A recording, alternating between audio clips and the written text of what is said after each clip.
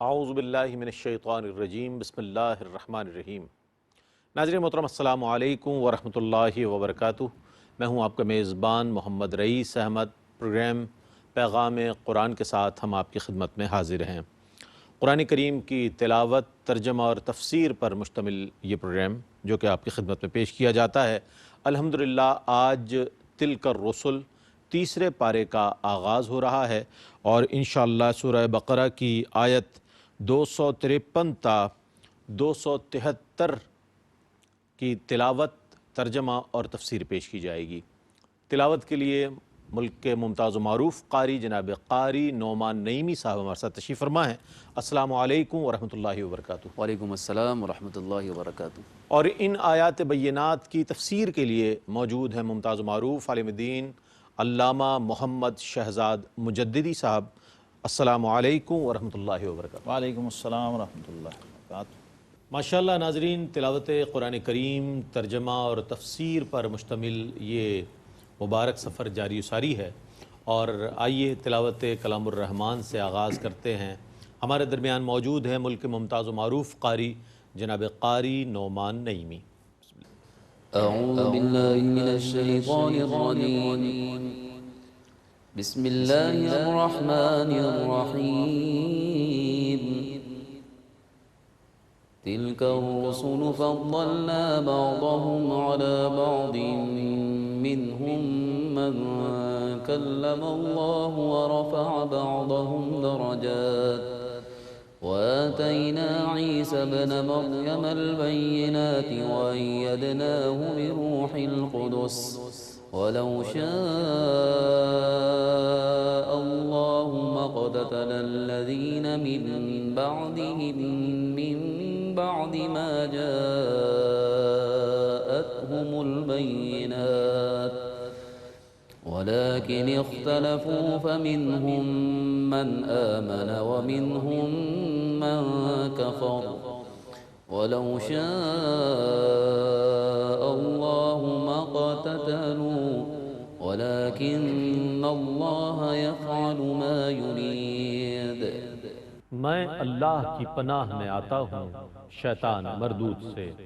اللہ ہی کے نام سے شروع کرتا ہوں جو نہایت رحم فرمانے والا، بہت مہربان ہے۔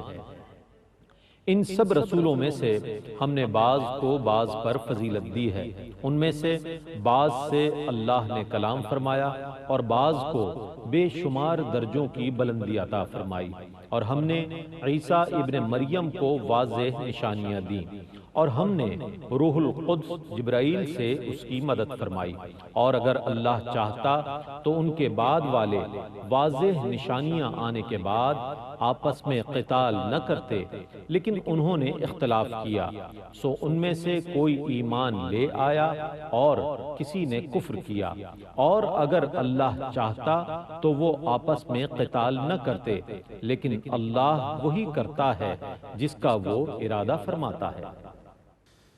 يا أيها الذين آمنوا أنفقوا مما رزقناكم من قبل أن يأتي يوم لا بيع فيه ولا خلة ولا شفاعة والكافرون هم الظالمون۔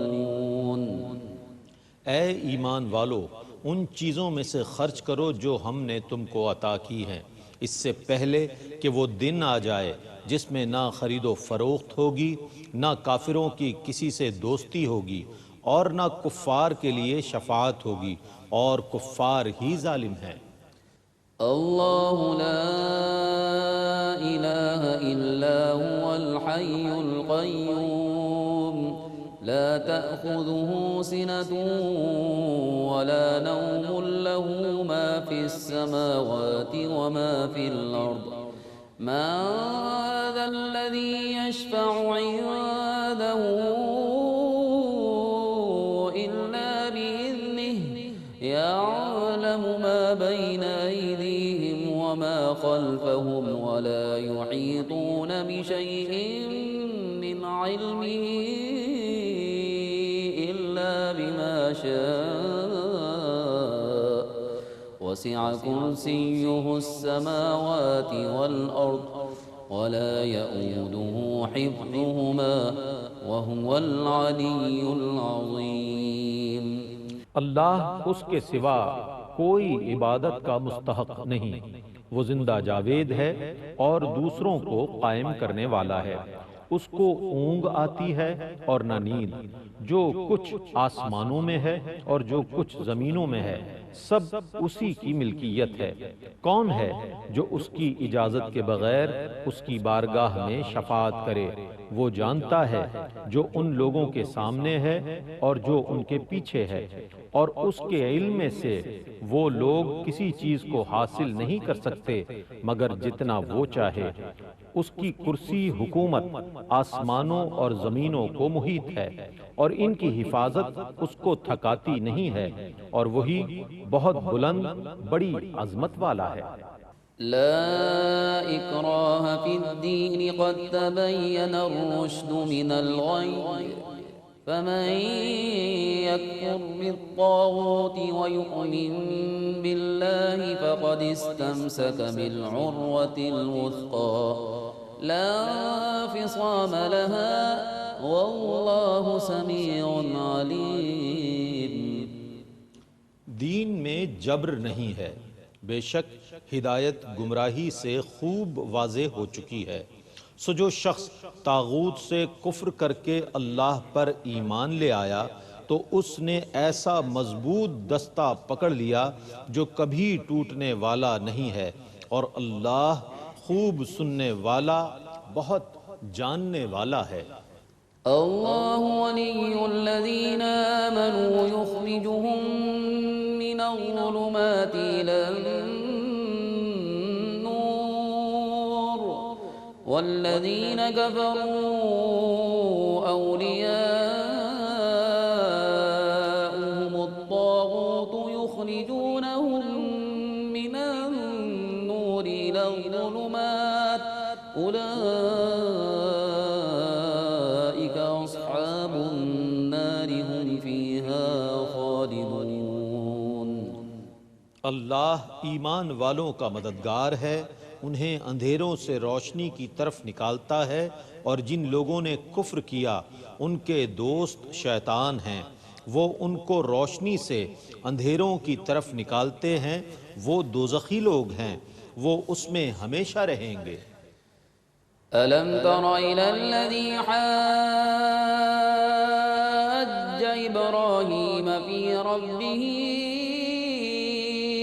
أن آتاه الله الملك إذ قال إبراهيم ربي الذي يحيي ويميت قال أنا أحيي وأميت قال إبراهيم فإن الله يأتي بالشمس من المشرق فأت بها من المغرب فبهت الذي كفر والله لا يهدي القوم الظالمين۔ اے محبوب، کیا آپ نے اس شخص کو نہیں دیکھا جس نے ابراہیم سے ان کے رب کے متعلق جھگڑا کیا، کیونکہ اللہ نے اس کو سلطنت دی تھی۔ جب ابراہیم نے کہا میرا رب وہ ہے جو زندہ کرتا ہے اور مارتا ہے، اس نے کہا میں زندہ کرتا ہوں اور مارتا ہوں۔ ابراہیم نے کہا بے شک اللہ سورج کو مشرق سے نکالتا ہے، تو اس کو مغرب سے لے آ۔ تو کافر حیران اور لاجواب ہو گیا، اور اللہ ظلم کرنے والوں کو ہدایت نہیں دیتا۔ أو كالذي مر على قرية وهي خاوية على عروشها قال أنى يحيي هذه الله بعد موتها فأماته الله 100 عام ثم بعثه قال كم لبثت قال لبثت يوما أو بعض يوم قال بل لبثت 100 عام فانظر إلى طعامك وشرابك لم يتسنه وانظر إلى حمارك ولنجعلك آية للناس الناس وانظر إلى العظام كيف ننشزها ثم نكسوها لحما فلما تبين له قال أعلم أن الله على كل شيء قدير.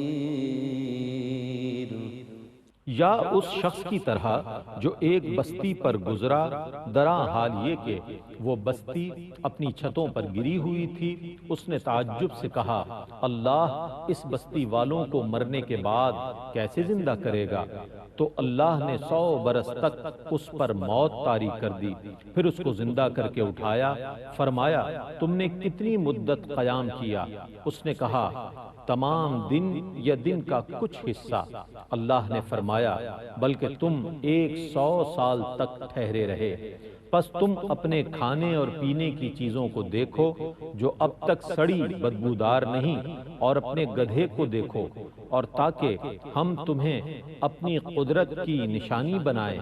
اور ان ہڈیوں کی طرف دیکھو ہم کس طرح ان کو ملا کر جوڑتے ہیں، پھر انہیں گوشت پہناتے ہیں.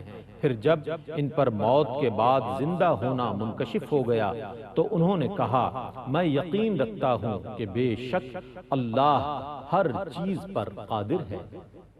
وَإِذْ قَالَ إِبْرَاهِيمُ رَبِّ أَرِنِي كَيْفَ تُحْيِي الْمَوْتَى قَالَ وَلَمْ تُؤْمِنْ قَالَ بَلَى وَلَكِنْ لِيَطْمَئِنَّ قَلْبِي قَالَ فَخُذْ 4 مِنَ الطَّيْرِ فَصُرْهُنَّ إِلَيْكَ ثُمَّ اجْعَلْ عَلَى كُلِّ جَبَلٍ مِّنْهُنَّ جُزْءًا ثُمَّ ادْعُهُنَّ يَأْتِينَكَ سَعْيًا وَاعْلَمْ أَنَّ اللَّهَ عَزِيزٌ حَكِيمٌ.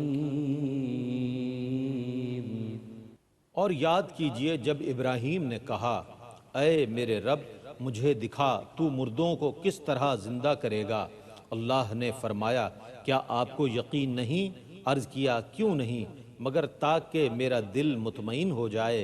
فرمایا 4 پرندے لیں اور ان کو خود سے مانوس کر لیں، پھر ان کو ذبح کر کے ان کے جسم کا ایک ایک ٹکڑا ہر پہاڑ پر رکھ دیجئے، پھر انہیں بلائیے، وہ آپ کے پاس دوڑتے ہوئے آ جائیں گے. اور یقین رکھیے اللہ بہت غالب بڑی حکمت والا ہے.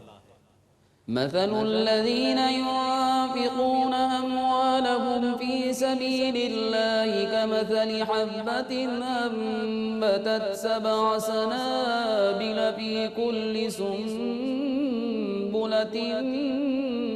100 حبة والله يضاعف لمن يشاء والله واسع عليم. جو لوگ اللہ کی راہ میں اپنے مالوں کو خرچ کرتے ہیں ان کی مثال اس دانے کی طرح ہے جس نے 7 ایسے خوشے اگائے کہ ہر خوشے میں 700 دانے ہیں، اور اللہ جس کے لیے چاہے ان کو دگنا کر دیتا ہے، اور اللہ بڑی وسعت والا بہت علم والا ہے. الذين ينفقون أموالهم في سبيل الله ثم لا يتبعون ما أنفقوا منا ولا أذى لهم أجرهم عند ربهم ولا خوف عليهم ولا هم يحزنون. جو لوگ اللہ کی راہ میں اپنے مال خرچ کرتے ہیں پھر جو کچھ خرچ کریں اس پر نہ احسان جتاتے ہیں نہ تکلیف پہنچاتے ہیں، ان کے لیے ان کے رب کے پاس ان کا اجر ہے اور نہ ان پر کچھ خوف ہے اور نہ وہ غمگین ہوں گے. قول معروف ومغفرة خير من صدقة يتبعها أذى والله غني حليم. لوگوں سے اچھی بات کہنا اور درگزر کرنا اس صدقے سے بہتر ہے جس کے بعد تکلیف پہنچے، اور اللہ بے نیاز اور بہت بردبار ہے۔ يا أيها الذين آمنوا لا تبطلوا صدقاتكم بالمن والأذى كالذي ينفق ماله رئاء الناس ولا يؤمن بالله واليوم الآخر فمثله كمثل صفوان عليه تراب فأصابه وابل فتركه صلدا لا يقدرون على شيء مما كسبوا والله لا يهدي القوم الكافرين۔ اے ایمان والو، احسان جتا کر اور اذیت پہنچا کر اپنے صدقات ضائع نہ کرو اس شخص کی طرح جو اپنا مال ریاکاری کے لیے خرچ کرتا ہے اور وہ اللہ پر اور قیامت کے دن پر ایمان نہیں رکھتا۔ اس کی مثال اس چکنے پتھر کی طرح ہے جس پر کچھ مٹی ہو، پھر اس پر زور کی بارش ہوئی جس نے اس پتھر کو بالکل صاف کر دیا۔ وہ اپنی کمائی سے کسی چیز پر قدرت نہیں پائیں گے اور اللہ کافروں کو ہدایت نہیں دیتا۔ ومثل الذين ينفقون أموالهم ابتغاء مرضات الله وتثبيتا من أنفسهم كمثل جنة بربوة أصابها وابل فآتت أكلها ضعفين فإن لم يصبها وابل فطل والله بما تعملون بصير۔ اور جو لوگ اپنے مالوں کو اللہ کی رضا جوئی اور اپنے دلوں کو مضبوط رکھنے کے لیے خرچ کرتے ہیں، ان کی مثال اونچی زمین پر ایک باغ کی طرح ہے جس پر زوردار بارش ہو تو وہ اپنا پھل دو گنا لائے، پھر اگر اس پر زوردار بارش نہ ہو تو اسے شبنم ہی کافی ہے، اور اللہ تمہارے سب کاموں کو دیکھنے والا ہے۔ أيود أحدكم أن تكون له جنة من نخيل وأعناب تجري من تحتها الأنهار له فيها من كل الثمرات وأصابه الكبر وله ذرية ضعفاء فأصابها إعصار فيه نار فاحترقت كذلك يبين الله لكم الآيات لعلكم تتفكرون۔ کیا تم میں سے کوئی شخص یہ پسند کرتا ہے کہ اس کا کھجوروں اور انگوروں کا ایک باغ ہو اور اس کے نیچے دریا بہہ رہے ہوں، اس کے لیے اس باغ میں ہر قسم کے پھل ہوں اور اس کو بڑھاپا آ جائے اور اس کے چھوٹے چھوٹے بچے ہوں تو اچانک اس باغ میں گرم ہوا کا ایک بگولا آئے جس میں آگ ہو اور وہ باغ جل جائے؟ اللہ تمہارے لیے اسی طرح آیتیں بیان فرماتا ہے تاکہ تم غور و فکر کرو۔ يا أيها الذين آمنوا أنفقوا من طيبات ما كسبتم ومما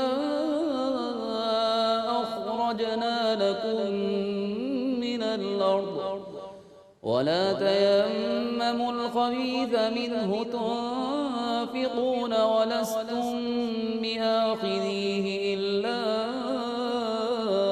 أن تغمضوا فيه واعلموا أن الله غني حميد۔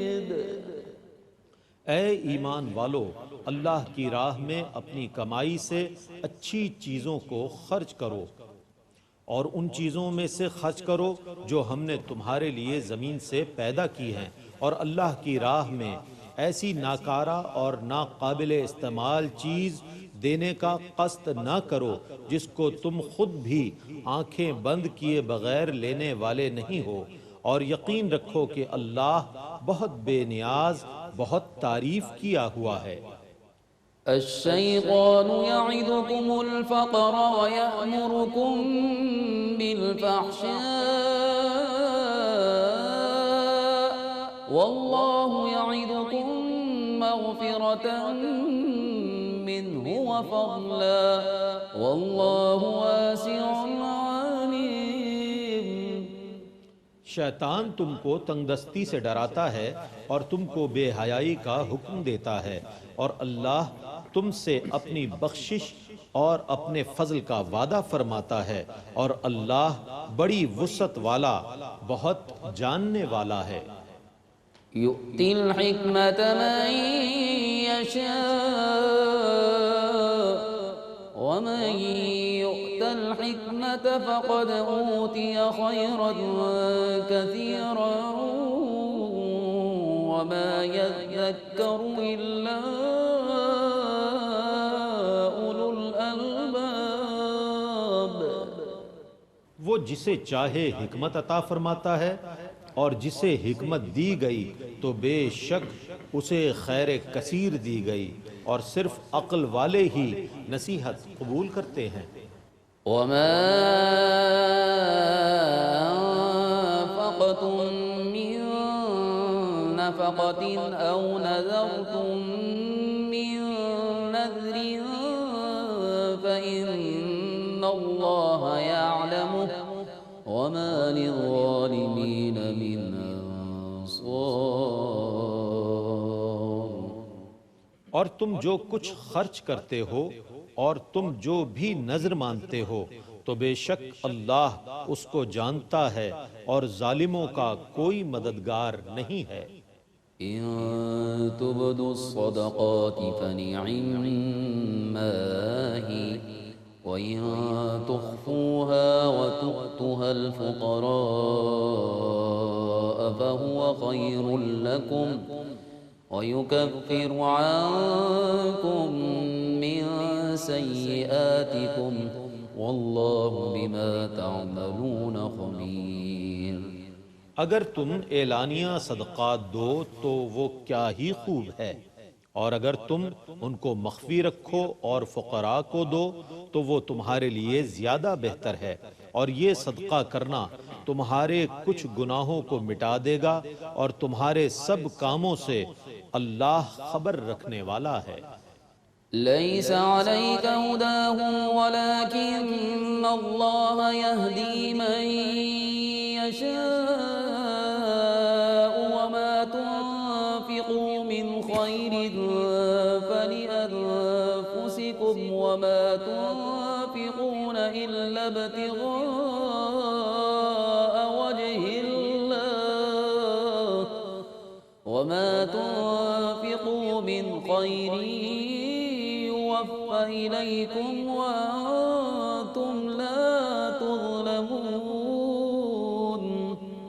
اے رسول مکرم، انہیں ہدایت یافتہ کرنا آپ کے ذمے نہیں ہے، لیکن اللہ جسے چاہتا ہے اسے ہدایت یافتہ بنا دیتا ہے، اور تم جو اچھی چیز خرچ کرتے ہو سو وہ تمہارے نفع کے لیے ہے، اور تم صرف اللہ کی رضا جوئی کے لیے ہی خرچ کرتے ہو، اور تم جو اچھی چیزیں اللہ کی راہ میں خرچ کرو گے ان کا تم کو پورا اجر دیا جائے گا، اور تم پر ظلم نہیں کیا جائے گا۔ للفقراء الذين أحصروا في سبيل الله لا يستطيعون ضربا في الأرض يحسبهم الجاهل أغنياء من التعفف تعرفهم بسيماهم لا يسألون الناس إلحافا وما تنفقوا من خير خير فإن الله به عليم۔ یہ خیرات ان فقراء کا حق ہے جو خود کو اللہ کی راہ میں وقف کیے ہوئے ہیں، جو اس میں شدت اشتغال کی وجہ سے زمین میں سفر کی طاقت نہیں رکھتے۔ نا واقف شخص ان کے سوال نہ کرنے کی وجہ سے ان کو خوشحال سمجھتا ہے۔ اے مخاطب، تم ان میں بھوک کے آثار دیکھ کر صورت سے پہچان لوگے، وہ لوگوں سے گڑ گڑا کر سوال نہیں کرتے۔ تم جو اچھی چیز بھی اللہ کی راہ میں خرچ کرتے ہو، بے شک اللہ اس کو خوب جاننے والا ہے۔ ماشاءاللہ، تلاوت کلام الرحمن اور ترجمہ آپ نے ملاحظہ فرمایا۔ تفسیر کے لیے چلتے ہیں علامہ محمد شہزاد مجددی صاحب کی جانب، جو کہ تفسیر فرمائیں گے۔ بسم اللہ۔ بسم اللہ الرحمن الرحیم، الحمدللہ رب العالمین، والصلاة والسلام علی اشرف الانبیاء والمرسلین وعلی آلہ وصحبہ اجمعین۔ ناظرین محترم، تیسرے پارے کا آغاز کرنے کی سعادت ہم حاصل کر رہے ہیں، اور اس کے ابتدائی ربع کی جو تفسیر ہے اس کا خلاصہ ہم آپ کے سامنے پیش کرنے کی سعادت حاصل کریں گے۔ اس کا آغاز ہی ہو رہا ہے تلک الرسل سے۔ تلک الرسل اس پارے کا ٹائٹل بھی ہے، اور یہ اشارہ ہے رسولوں کی طرف۔ یہ وہ رسول ہیں جن کو ہم نے فضیلت عطا فرمائی ان کے بعض پر، یعنی ان میں سے ایک دوسرے پر فضیلت عطا فرمائی۔ یہ مسئلہ حل ہو گیا، کیونکہ سورہ بقرہ ہی میں ایک مقام پر یہ بھی فرمایا گیا ہے لا نفرق بین احد من رسولہ، ہم رسولوں میں سے کسی کو بھی کسی دوسرے سے متمیز نہیں کرتے، یعنی ان میں فرق نہیں کرتے۔ تو یہاں لوگوں میں ایک اشتباہ اور ایک اشکال جنم لیتا ہے، اس کو یہاں پر رفع کر دیا گیا کہ رسولوں کے رسول ہونے میں تو تفاوت کوئی نہیں ہے، رسول ہونے میں سب برابر ہیں، لیکن فضیلت میں بعض کو بعض پر درجات حاصل ہیں، جس کی یہیں پر وضاحت کر دی گئی۔ منہم من کلم اللہ، انہی میں سے کچھ وہ ہیں جن سے اللہ نے براہ راست کلام کیا، یعنی موسیٰ علیہ السلام، انہیں کلیم اللہ کہا جاتا ہے اسی نسبت سے۔ اور پھر آگے تاکید آ گئی وَرَفَعَ بَعْضَهُمْ درجات، کچھ وہ ہیں جن کو بعض پر بلندی درجات سے سرفراز کیا گیا اور ممتاز کیا گیا۔ پھر عیسیٰ علیہ السلام کا ذکر آ گیا، اور انہیں عیسیٰ ابن مریم کہہ کر قرآن نے یاد کیا ہے، اور ان کی والدہ ماجدہ سیدہ صدیقہ مریم سلام اللہ علیہا، یہ وہ عظیم الشان خاتون ہیں، عظمت مآب خاتون ہیں، جن کا نام لے کر اللہ تبارک و تعالیٰ نے قرآن میں ان کا ذکر کیا، اور ایک پوری سورہ مبارکہ سورہ مریم ان کے نام سے موسوم ہے۔ عیسیٰ علیہ السلام کا تعارف ہے یہ دنیا میں کہ سیدہ مریم کے بیٹے ہیں عیسیٰ علیہ السلام۔ اب ان کی خصوصیت اور فضیلت بھی یہاں بیان کی گئی، وہ کیا ہے؟ وَأَيَّدْنَاهُ بِرُوحِ الْقُدُسِ، اور ہم نے پاکیزہ روح سے اس کی مدد کی۔ یہاں چند مسائل ہیں ناظرین محترم۔ ایک تو یہ کہ انبیاء کرام علیہم الصلاۃ مرتبہ نبوت میں برابر ہوتے ہیں، یعنی یہ نہیں ہو سکتا کہ کوئی نبی اصلی ہے اور کوئی نبی نقلی ہے، ایسا نہیں ہے۔ اور پھر ایسا بھی نہیں ہے کہ کوئی از خود ہی نبی بن جائے، یعنی نبوت ایسا عمل ہے کہ اس کی حقانیت اور اس کی صداقت خود اس کے اپنے اندر ہی سے پھوٹ رہی ہے، اسے کسی ایکسٹرنل سپورٹ کی ضرورت نہیں ہے، کسی خارجی تقویت کی ضرورت نہیں ہے، اور ایسا بھی ممکن نہیں ہے کہ کوئی شخص شوقیہ طور پر نبی بن جائے، کوئی شخص کسبی طور پر نبی بن جائے، کوئی اپنی ریاضت و مجاہدے کی کثرت کے سبب نبوت کا دعویٰ کر دے، یا اس کے ماننے والے فالورز عقیدت مند بہت زیادہ ہو جائیں تو وہ نبوت کا اعلان کر دے۔ وہ جھوٹا ہوگا، وہ کذاب ہوگا، وہ دجال ہوگا، کیونکہ نبوت کا بنیادی اصول یہ ہے کہ اللہ عالم حیث یجعل رسالتہ، یہ رسالت جو ہے یہ رتبہ بلند ملا جس کو مل گیا، یہ اللہ تبارک و تعالیٰ کی طرف سے عطا ہوتا ہے، اور این سعادت بزور بازو نے تانہ بخشت خدا بخشندہ، یہ خالصتاً اللہ کی عطا ہے اور اس کا انتخاب ہے، اور پھر انہی رسولوں کو وہ ایک دوسرے پر فضائل بھی عطا کرتا ہے، درجات بھی ادا کرتا ہے۔ یعنی سادہ لفظوں میں یوں سمجھ لیجئے کہ ہر رسول نبی بھی ہوتا ہے، لیکن ہر نبی رسول نہیں ہوتا۔ ہر نبی رسول نہیں ہوتا، لیکن ہر رسول نبی بھی ہوتا ہے۔ خود نبوت کے اندر یہ جو ٹائٹلز ہیں یہ بھی بتا رہے ہیں کہ رسول نبی سے ممتاز ہوتا ہے، رسول کا درجہ نبی سے زیادہ ہوتا ہے۔ اسی طرح اولو العزم رسول کا درجہ رسول سے اوپر ہوتا ہے۔ اور پھر جن کو اللہ تبارک و تعالیٰ نے شریعت اور کتاب اور وحی کے لیے منتخب فرمایا، وہ اولو العزم رسل حضرت نوح علیہ السلام، حضرت ابراہیم علیہ السلام، حضرت داؤد علیہ السلام، حضرت موسیٰ علیہ السلام، حضرت عیسیٰ علیہ السلام، اور ہمارے آقا و مولا امام الانبیاء والمرسلین حضرت محمد مصطفیٰ صلی اللہ تعالیٰ علیہ وسلم جو امام الانبیاء، سبحان اللہ، یوں درجات طے ہو رہے ہیں۔ اب ایدناہ بروح القدس پر رک کے ذرا ہمیں غور کرنا ہے کہ اللہ رب العزت خود فرما رہے ہیں کہ ہم نے پاکیزہ روح سے عیسیٰ علیہ السلام کی مدد کی ہے۔ کیا بات، سبحان اب یہ مردہ زندہ کرنے والے نبی ہیں، اور اللہ تبارک و تعالیٰ ان کی مدد فرما رہے ہیں جبریل امین کے ذریعے۔ سبحان اللہ، سبحان اللہ۔ حضرت جبریل امین کا تائید کرنا، مدد کرنا اللہ کے حکم سے، یہ قرآن بتا رہا ہے بے شک، بے شک۔ کہ وہ عیسیٰ علیہ السلام کی معاونت پر، حمایت پر ہمیشہ تیار رہتے۔ اور اس آیت کی تفسیر میں مفسرین نے لکھا ہے کہ ہمیشہ عیسیٰ علیہ السلام کے ساتھ رہتے تھے، کیا بات، سفر میں، حضر میں، کیا بات، سبحان کیونکہ آپ سفر بہت کرتے تھے، انہیں مسیح کہا جاتا ہے اسی وجہ سے، سیاحت کی نسبت سے۔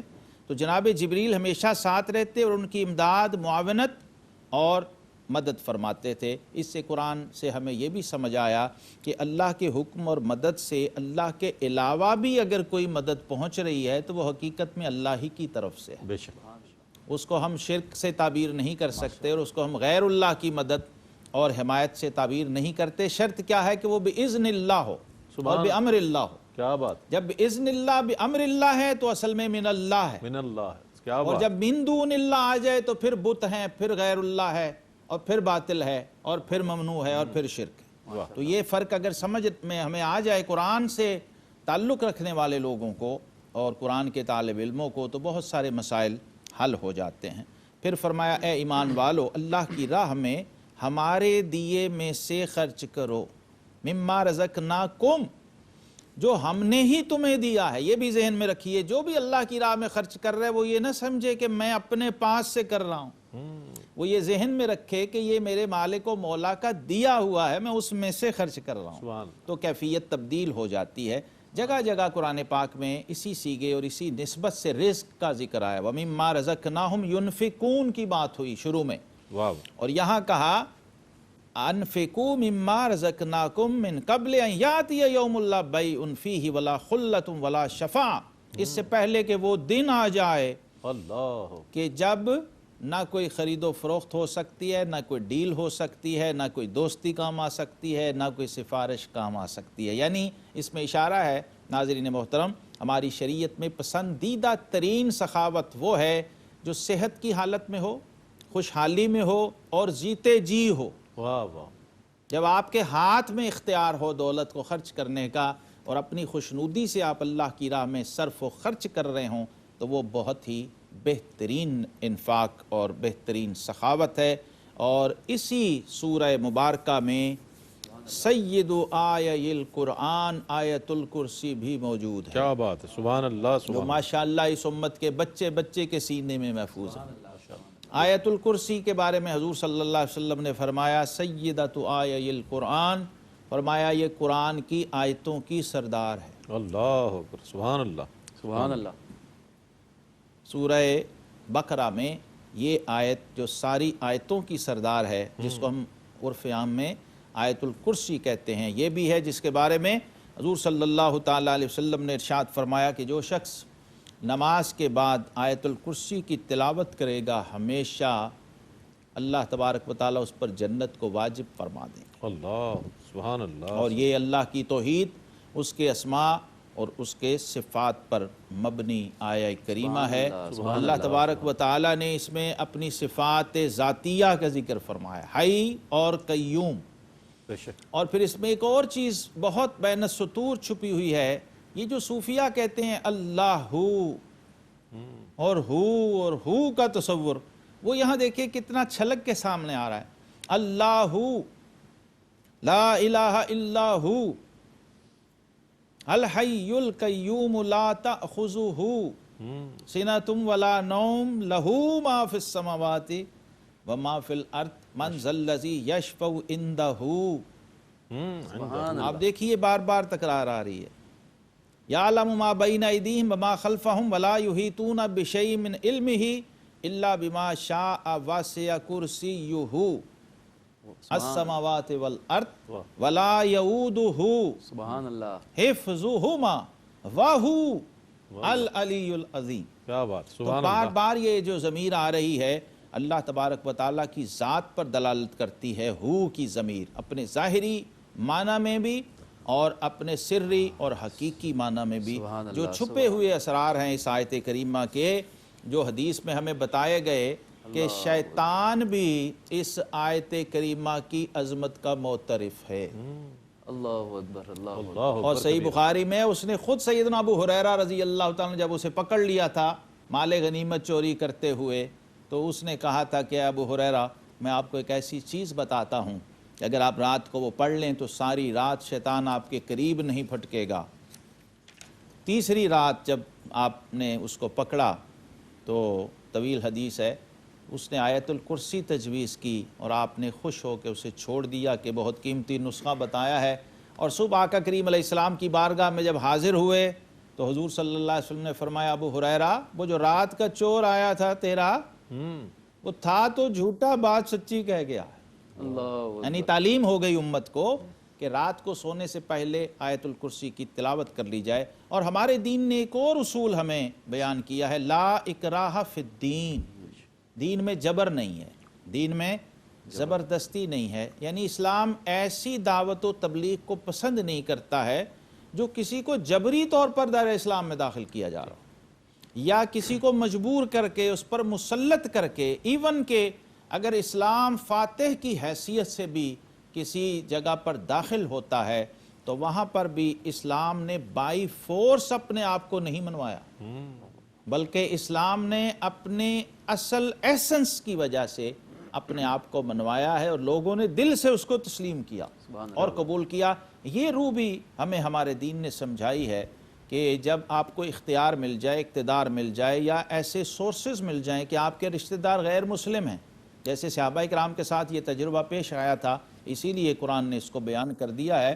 مثلا کوئی غلام ہے اور وہ ہمارے تابع ہے اور غیر مسلم ہے، ہم اس کے آقا ہیں، ہم صاحب ایمان ہیں، ظاہر ہے ہم چاہیں گے کہ وہ بھی دائرہ اسلام میں داخل ہو جائے، لیکن ہم اس کو مجبور نہیں کر سکتے، ہم اس کو ایکسپلائٹ نہیں کر سکتے، اس کا استحصال نہیں کر سکتے کہ اگر تم غیر مسلم رہو گے یعنی میرے مذہب پر آؤ گے تو میں تمہیں جاب پہ رکھوں گا ورنہ نہیں رکھوں گا. یہ رویہ بھی اسلام نے واضح کر دیا. پھر یہاں پر سیدنا ابراہیم خلیل علیہ السلام کا ذکر پھر آ رہا ہے اور اس مکالمے کا ذکر ہے جو بہت اہم مکالمہ ہے کہ جب ابراہیم علیہ السلام سے نمرود کا مکالمہ چل رہا تھا اور یہ بحث چل رہی تھی.